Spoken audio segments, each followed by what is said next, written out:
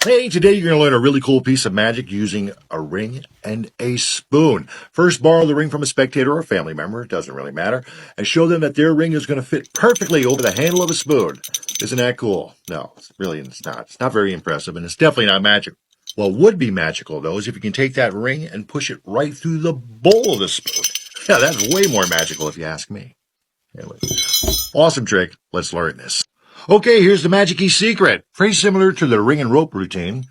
The only thing is when you borrow the ring, make sure that you don't borrow a ring that has any type of precious stones in there. Because if you scratch or lose one of those, the only magic you're going to be learning is, well, how to pick up the soap without bending over, if you know what I mean.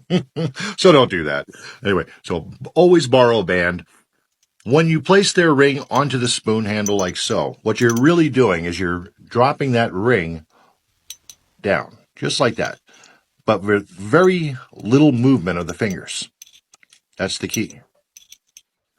But as you go to take the ring, it's going to sound like you pulled it right off the stem of the spoon. Pretty clever, huh? Anyway, that's all it is. And then it's just a matter of taking the ring, miming that you have it still in your hand, and pushing it right through the bottom of the spoon.